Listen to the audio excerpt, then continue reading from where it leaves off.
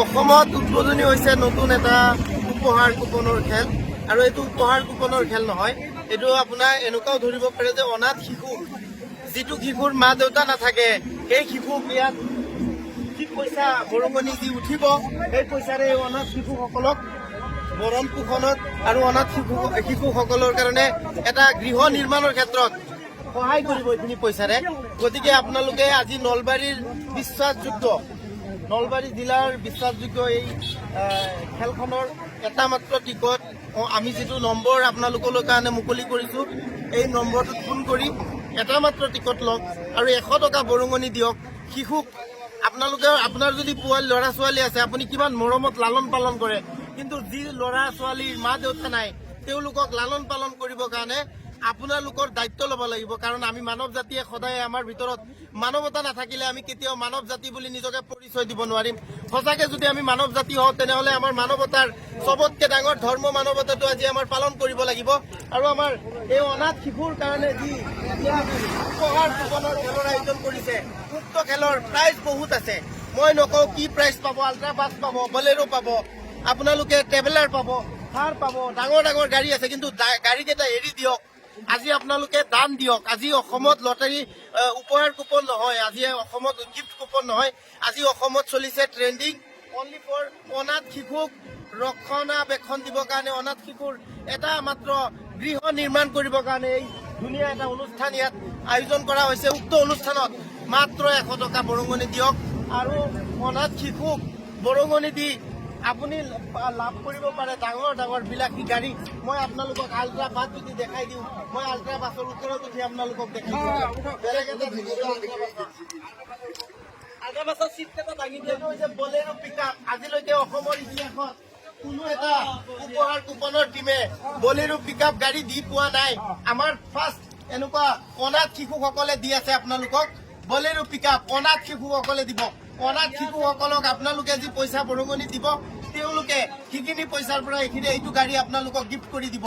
আৰু বলেৰো পিকআপটো যদি কোনোবা ব্যক্তিয়ে পায়, এইটো দি ইনকাম কৰি চলিব পাৰিব।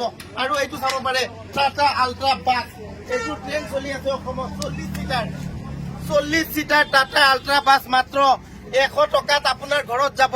আৰু আপুনি 100 টকাত মহাভাগ্যৱান হৈ পৰিব।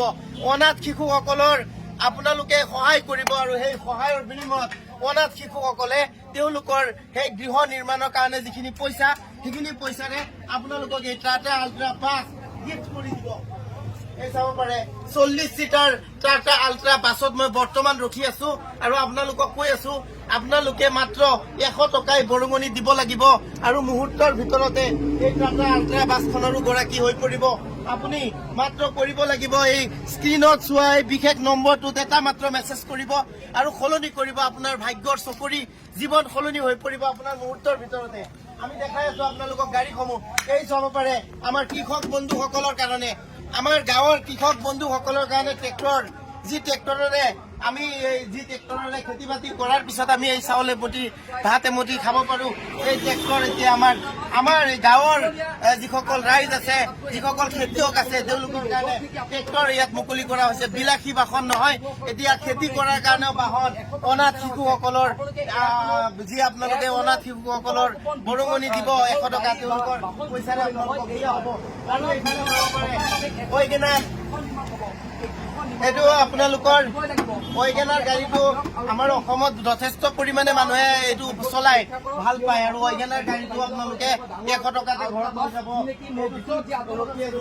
আপোনালোকে 100 টকাত লৈ যাব। ইফালে আপোনালোকে গাড়ী আৰু ইফালে অনাথ শিশুসকলে আপোনালোকক এটা গিফ্ট কৰি দিব, ডাঙৰ গিফ্ট। সেইটো হৈছে মহেন্দ্ৰা থাৰ। মহেন্দ্ৰা থাৰ আপোনালোকে মুহূৰ্তৰ ভিতৰতে পাব পাৰিব। 100 টকাতে সলনি হ'ব আপোনাৰ জীৱন। মুহূৰ্তৰ ভিতৰতে আপুনি হৈ পৰিব থাৰখনৰ গৰাকী। চাবিটো পাব আপুনি মাত্ৰ 100 টকাত। মহাভাগ্যৱান হৈ পৰিব আপুনি। আৰু অসমৰ ভিতৰতে আপোনাৰ ট্ৰেণ্ডিং চলিব নিউজ। মাত্ৰ এটা কল কৰক আৰু আজিয়ে সংগ্ৰহ কৰক টিকট আৰু অনাথ শিশুসকলক সহায় কৰক। তাৰে আশা ৰাখি আজিৰ ভিডিঅ'টো ইমানতে সামৰিছো। ধন্যবাদ। জয় আই অসম, বন্দে মাতৰম, জয় হিন্দ।